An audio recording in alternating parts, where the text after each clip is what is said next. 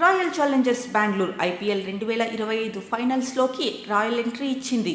Qualifier 1లో పంజాబ్ కింగ్స్ను చిత్తు చేసి మ్యాచ్ని వన్ సైడెడ్ చేసేశారు. టాస్ గెలిచిన ఆర్సీబీ బౌలింగ్ ఎంచుకొని తమ వ్యూహాలతో పంజాబ్ బ్యాటింగ్ ఆర్డర్ను కుప్పకూల్చింది.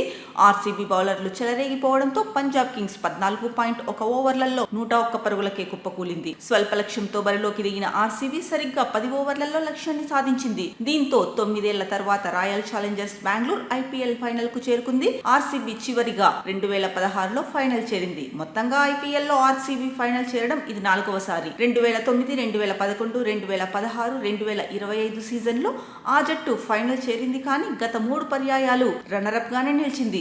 ఈసారి మాత్రం ఎలాగైనా టైటిల్ గెలవాలి అనే పట్టుదలతో ఉంది. కాగా ఫైనల్ మ్యాచ్ కు ముందు కొన్ని సెంటిమెంట్లు అభిమానులు వెంటాడుతున్నాయి. లీగ్ చరిత్రలో 2018 నుండి క్వాలిఫైయర్ లో గెలిచిన జట్టే టైటిల్ గెలిచింది. ఈ విషయం తెలిసి ఆర్సీబీ అభిమానులు ఉబ్బి తబ్బిబ్బవుతున్నారు.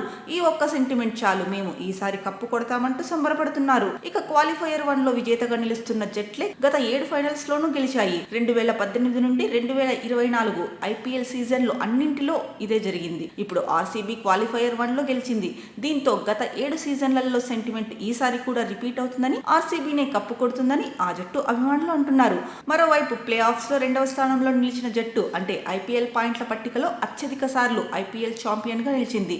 లీగ్ స్టేజ్ లో పాయింట్ల పట్టికలో 2వ స్థానంలో నిలిచిన జట్టు 8 సార్లు ట్రోఫీని గెలుచుకుంది. ఇప్పుడు ఆర్సీబీ 2వ స్థానంలో ఉంది. ఈ కారణం కూడా బెంగళూరు ఛాంపియన్ అయ్యే అవకాశాలు ఉన్నాయని డై హార్ట్ ఫ్యాన్స్ చెబుతున్నారు.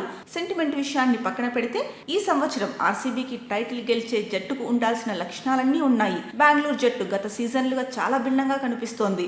టైటిల్ గెలవాలన్న కసి ఆ జట్టులోని ప్రతి ఒక్క ఆటగాడిలో ఉంది. అందుకు తగ్గట్టుగానే వారి ప్రదర్శన కూడా ఉంటోంది.